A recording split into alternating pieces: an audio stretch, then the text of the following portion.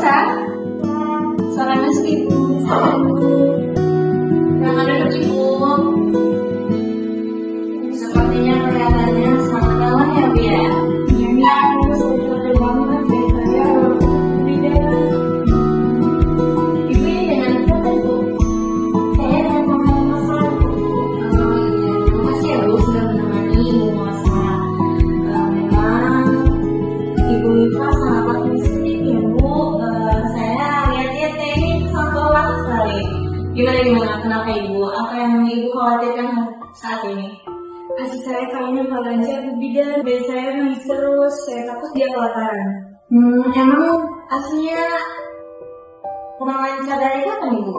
Sejak hari pertama saya pulang ke rumah Bu Bidan, payudara saya terasa kosong. Memang bayinya menyusui berapa kali sehari ya Bu? Sering, tapi sebentar. Saya juga sakit kalau menyusui. Jadi Ibu sakit ya saat menyusui, terus juga Ibu lelah saat menyusui. Asi Ibu juga kurang lancar ya Bu ya? Iya, Memang saat seperti itu saya mengerti bahwa Ibu sedih dan khawatir ya pastinya. saya merasa jadi ibu yang gagal Bu Bidan. Ibu lain aslinya lancar, saya enggak. Ibu bukan gagal, justru Ibu hebat menyusui bayinya dan juga Ibu mencari bantuan itu sudah hebat Ibu. Ingat ya Bu, ASI itu bukan seberapa soal banyaknya, tapi di awal memang sedikit. Tetap ASI itu penuh zat gizi. Tapi bayi saya nangis terus Bu Bidan. Bayi nangis bukan hanya karena kurang susu atau kurang ASI Ibu, tapi ada beberapa faktor lain seperti bayinya mau menyusui dekat-dekat dengan Ibu, terus juga bayi mungkin popoknya basah atau Ibu yang merasa tegang saat menyusui bayi. Saya akan ajarkan ya Bu bagaimana nanti perkataan yang benar agar perut Ibu tidak terasa sakit ya Bu. Ya di sini juga ada teknik menyusui yang benar Ibu.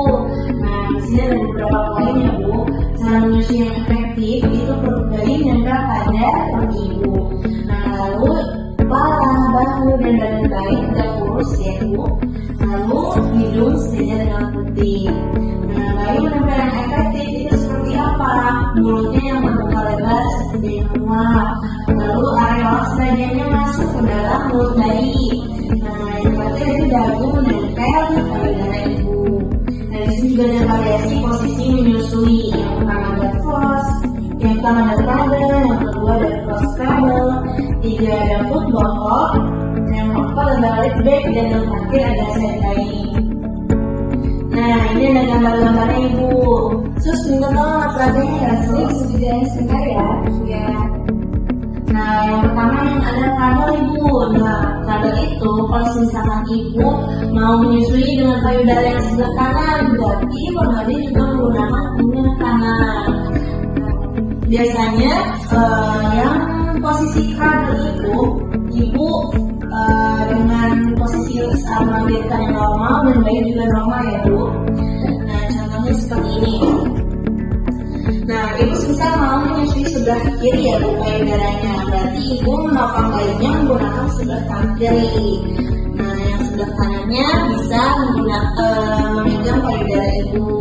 Nah kedua yaitu ada cross cradle, dimana yang ini kan bilang ya Bu, kalau misalkan Ibu mau menyusui dengan tangan payudara yang sebelah kiri, berarti tangannya menopang bayi itu sebelah kanan. Nah nanti tangan kiri Ibu memegang payudara. Nah yang ketiga yaitu ada football hold. Nah di sini Ibu dimana bayi itu dipegang di samping kayak mencetik bola itu. Nah seperti ini Bu. Jadi kakinya menghadap belakang, terus bayi wajah bayi atau hidung bayi sejajar dengan putih. Nah yang tangan sebelah kiri berarti itu menjepit badan bayi biar di samping badan Ibu. Nah payudara yang digunakan itu sebelah kiri. Nah nanti yang sebelah kanan bisa memegang payudara. Nah lanjut yang leg back. Nah di sini biasanya posisinya sambil miring atau setelah tidur Ibu. Setelah tidur itu bersandar dengan nyaman. Biasanya ini kalau malam ini juga sama, sebenarnya ini juga biasanya malam, tetapi posisinya itu miring Ibu. Untuk Ibu miring juga bayinya juga sambil miring. Nah bayi normal itu memakai posisi yang cradle ya Bu. Nah kalau yang cradle itu biasanya buat bayi-bayi yang prematur Ibu, yang bayinya masih ada kecil atau apa.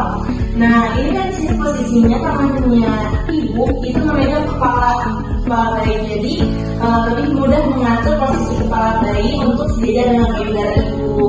Nah kalau misalkan yang football court biasanya pada ibu yang persalinannya atau melahirkannya secara sesar.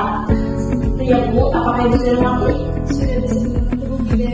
Ya, nah, saya akan ajarkan bagaimana pelekatan yang benar pada bayi ya Bu, agar puting ibu tidak terasa sakit. Nah, yang pertama ya Bu, ibu pastikan harus dengan rileks ya Bu, bisa ibu bersandar atau bisa sambil tiduran seperti yang ada di poster ini ya Bu. Jadi posisi bayinya itu menghadap ke perut ibu, perut bayi menempel pada perut ibu. Nah, lalu kepala, bahu, dan badan bayi itu tegak lurus ya Bu. Nah, yang kedua itu dekatkan atau sejajarkan mulut bayi dengan kuku ibu agar bayi bisa membuka lebar mulutnya. Jadi ibu biasanya bayi itu refleks akan membuka mulutnya ketika puting sudah menyentuh bibirnya. Ya, tunggu dulu bayinya membuka lebar ya Bu, baru puting ibu dimasukin. Nah, itu juga kalau misalkan memasukkan puting, bukan hanya putingnya saja Ibu, tetapi dengan bagian yang hitam di area putingnya Bu. Nah, itu yang disebut areola. Oh, selama ini saya langsung memasukkan putingnya dan merasa sakit ya Bu. Nah, iya Ibu, itu yang menyebabkan biasanya ibu putingnya lecet atau sakit. Nah itu karena yang dimasukkan ke mulut bayi itu hanya puting, tetapi areola tidak dimasukkan. Tapi yang benar, perkataan yang benar adalah areola yang dimasukin ke dalam mulut bayi juga, seperti ya Bu. Nah perkataan yang benar Ibu, yang pertama mulut bayi terbuka secara lebar seperti menguap. Lalu teknik menyusui yang tadi kita bicarakan itu juga sudah benar. Nah yang ketiga itu tidak boleh sakit saat menyusui. Seperti itu ya Bu, kalau pada benar. Jadi kalau ibu masih merasa sakit, ibu boleh melepaskan lalu memasukkan jari kelingking ke dalam sudut mulut bayi. Lalu setelah itu ulang lagi ya Bu, seperti itu. Adik kamu sendiri yang akan sendiri yang akan bagi-bagi kamu fokus aja ya dengan kamu. Iya, saya jadi tenang sekarang. Iya Bu, betul ya. Kalau misalkan ibu lebih tenang, pasti juga lebih lancar Ibu. Jadi harus dalam keadaan yang tenang Ibu. Sebelum saya akhiri counseling hari ini, saya akan memastikan Ibu sudah paham dan juga sudah lebih tenang. Apakah Ibu sekarang lebih tenang Bu? Sudah jauh lebih tenang Bu Bidan. Alhamdulillah ya. Memang masa nifas adalah masa yang sensitif ya Bu.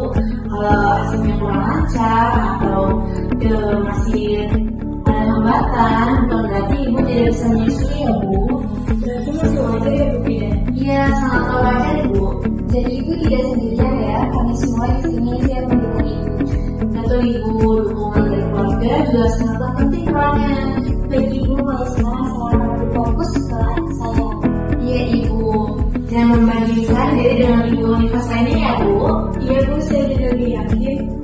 Ya, ingat ya Bu, ASI bukan hanya soal makan pada bayi, tetapi juga rasa nyaman, rasa ketenangan, dan juga rasa kasih